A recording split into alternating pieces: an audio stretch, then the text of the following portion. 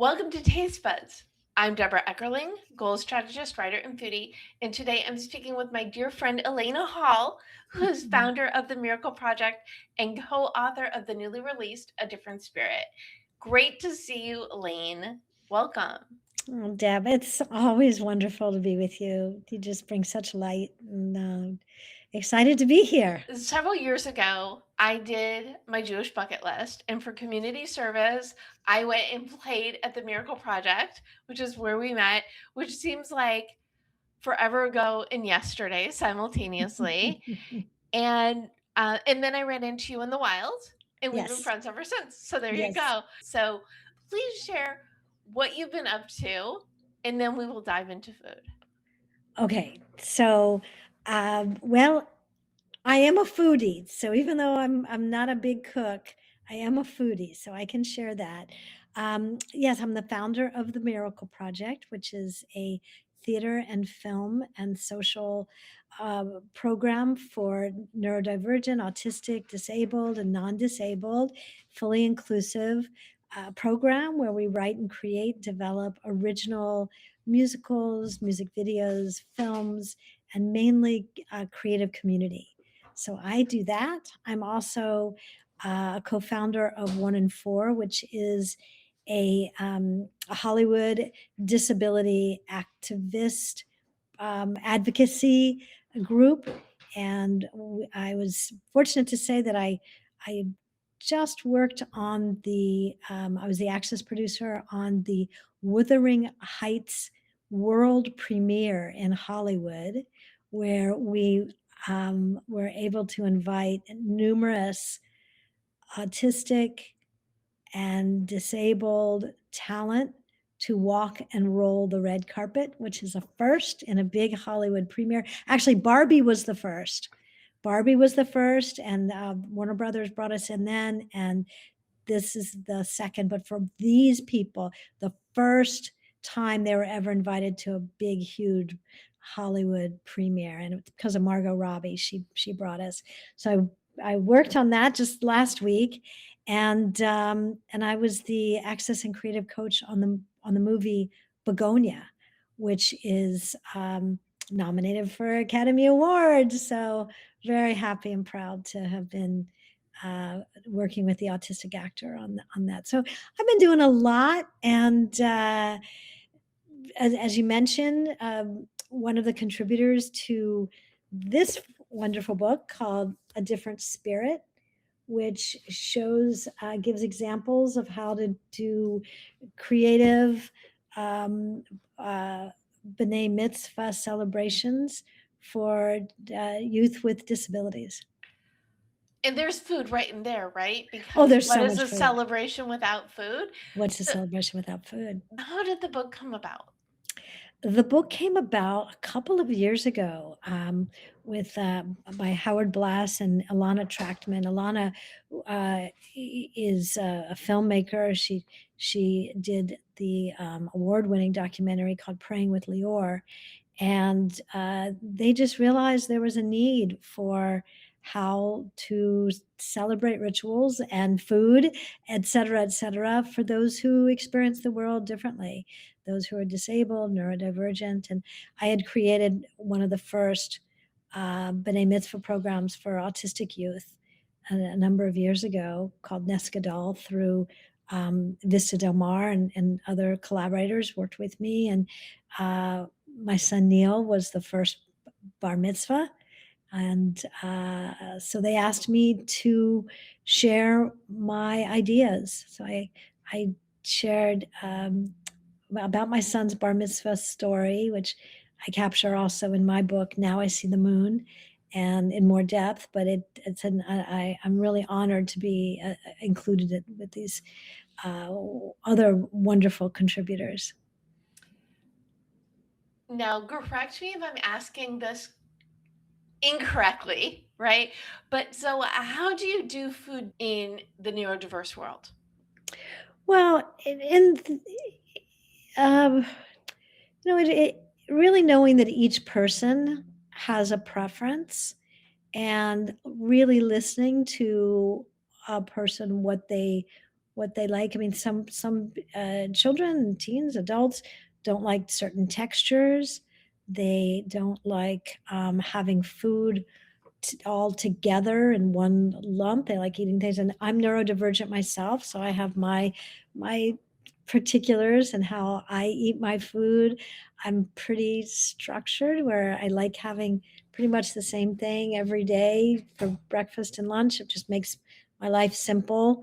Uh, but everybody, I mean, everybody's different, and those who are autistic or neurodivergent may have some sensitivities, more different types of sensitivities. So the main thing is to ask and observe and see how each child responds and what they desire in their food, to also expand the choices. There's some people that may only want to eat French fries, and which wouldn't that be great for all of us? So we expand. I have one student whose coach has been working with him, and he was so excited when he ate broccoli for the first time, and now he loves broccoli.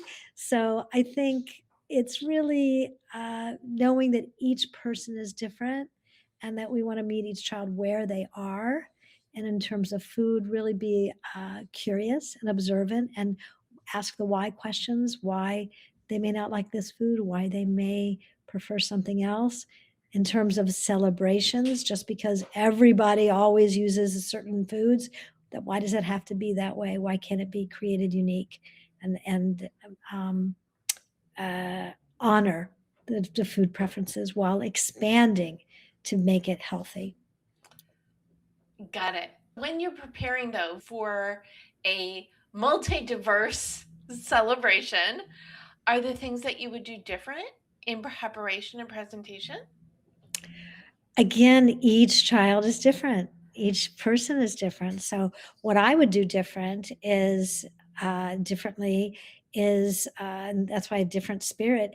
Again, tune into what that child wants and what makes them happy. I would have lots of choices. I'd have gluten-free options, sugar-free options, make sure that there are no peanuts around in case there's a peanut allergy. I would check in with the on the guest list, on the invitation, I would ask, uh, are there any food sensitivities that we need to be aware of? I would also ask, are there anything that you would need so that you can participate most fully in this event? So be aware of everyone's individual differences and everyone's needs. And if the child loves French fries, make sure, even though that may not be typical at a celebration, make sure there's French fries on that table. So it's a matter of incorporating the preference of the celebrantee with sensitivity to the attendees, because likely some will be neurodiverse, some will be neurotypical, a lot of family time. Yes, and when you think about it, I would put that on everyone's invitation. You know, I would, to really be inclusive, and that's really what I like to think of, as not having celebrations for those with disabilities, those who are neurodivergent, but rather have an inclusive celebration where everyone belongs. And in so doing, if we just added that on the invitation, which, is there anything that can help us to make so that you could most fully participate in this event? And and are there any food sensitivities, so that we may have a table that, I mean, put that on any event. It doesn't matter. It really doesn't matter whether, because there's always going to be someone who experiences the world differently, who may be neurodivergent, who may have food sensitivities, who may be diabetic, who may have heart challenges and a certain diet, who may need to be gluten free, and you never know. So I would put that on every invitation. It is February. It is Jewish Disability Awareness and Inclusion Month. Yes, it And is. and I know you believe this, and I agree. We should be celebrating differences every month, not just in February. We should be celebrating differences at all celebrations. That's exactly it. And that's what true belonging is. I mean, when you think about it, we were all, in the Jewish tradition, we are all at Sinai, all of us, not just those who could read Torah. There was no Torah, right? So we were all there with our sensitivities, our differences, our quirks, our complaints. Everybody was there. And so every celebration should be accessible to all. I interviewed you in 2019, which Wow. again seems like forever and yesterday, right? Yes, yes, yes, yes, Simultaneously. yes, yes. Um, and I feel like there's been like even a leap from then to now, because I know you were busy then, but now you're like nonstop. So what is this trend of inclusion, and how can everybody be more inclusive in daily life? Deb, what a great question. So I agree that, I mean, of course, there's still a long way to go, but it's really yes and. There's so much more happening today. There's so many more programs, so much greater awareness. The work that I'm doing in Hollywood, I mean, I'm doing it because people want to see themselves on the screen.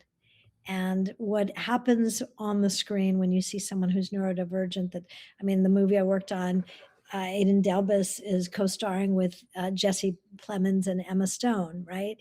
And so what you see on the screen impacts how kids like my son are treated at recess. So I think the more we have shows that are authentically cast, that portray disability is not something to be pitied, or, you know, that disability is just one aspect of their life. They still go to parties, they still hang out, I mean, it's just one aspect. And I think the more that we show that on screen, the more that we have people on the bima who experience the world differently, the more it becomes just natural to be inclusive. To be inclusive is really natural. To be non-inclusive is a learned attitude. So yes, it is getting better. Yes, there's still so far to go. Yes, I would love for there never have to be Jewish Disability Awareness and Inclusion Month. Wouldn't that be wonderful? Because we just are. And people have said to me sometimes, oh, but it's too costly, we don't have it in our budget. And I do it when I present at synagogues and churches and other faith-based organizations, and when I work, you know, in TV and film, I say it takes 60 seconds to be inclusive. 60 seconds. It's to be open, willing, and curious rather than judgmental, separate, and having non-welcoming.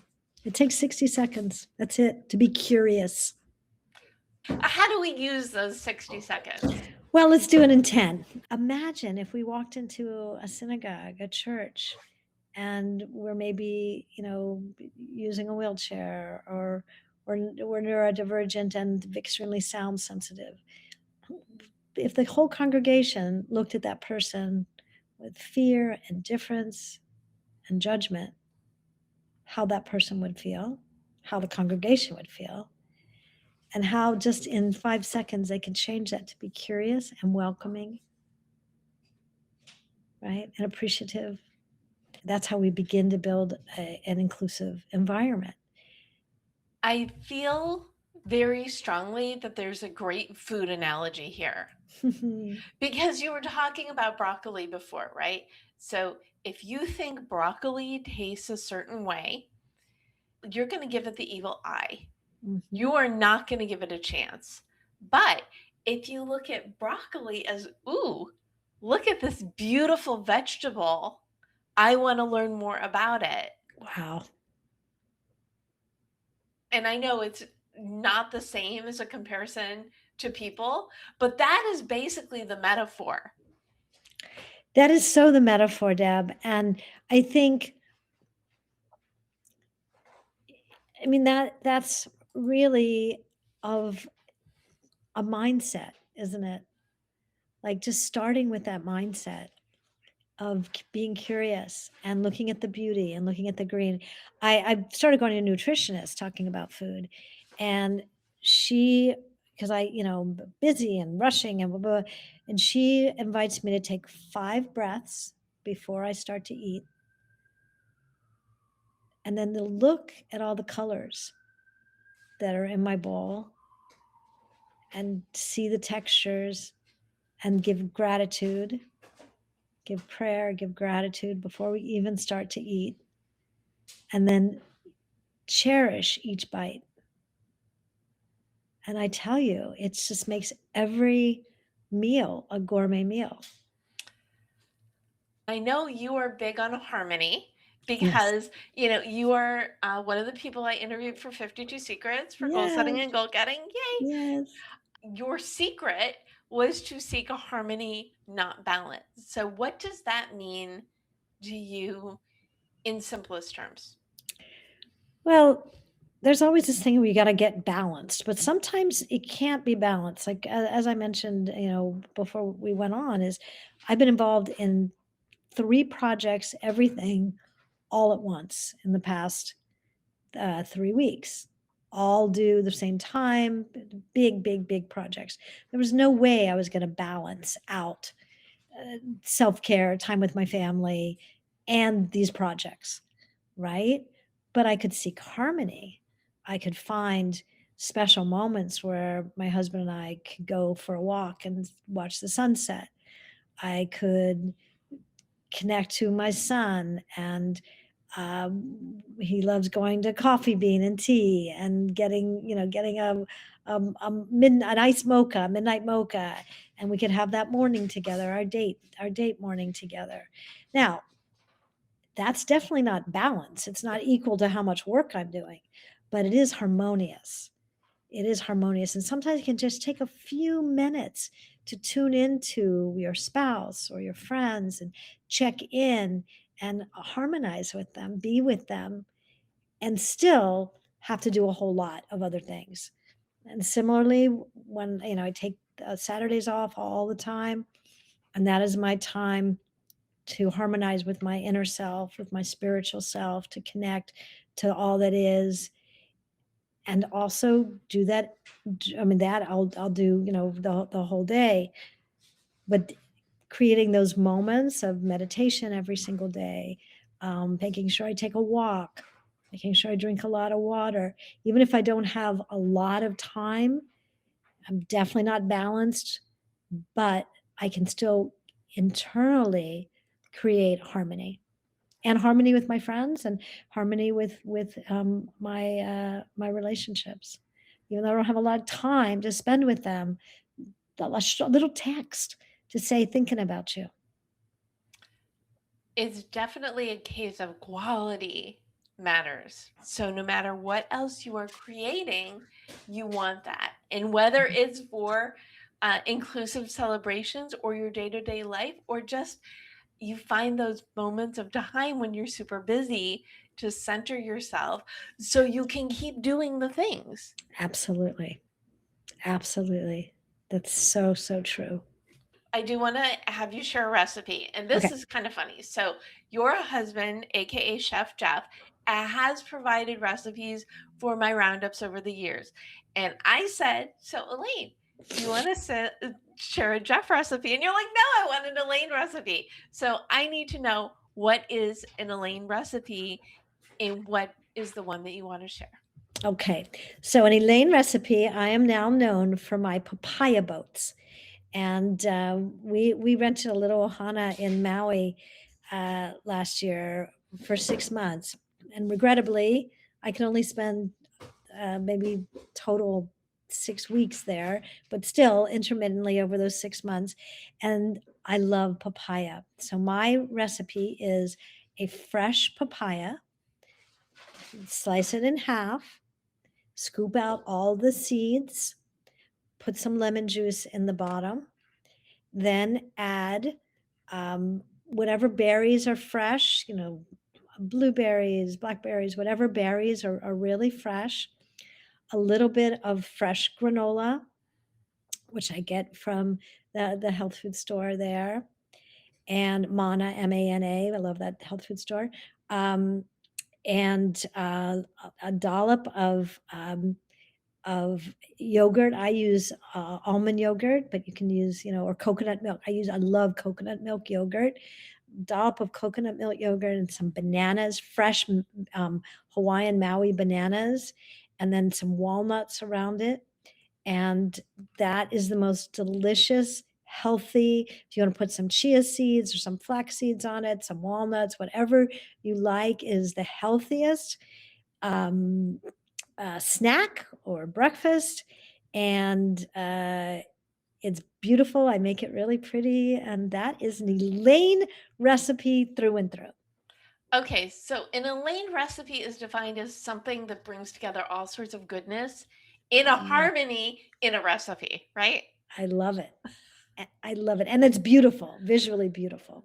Well, of course. Well, you're creating art all the time in the way that you are working with people and letting them show up in the world, right?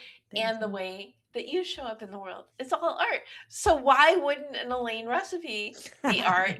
It totally is. Do you have any final food for thought about, anything?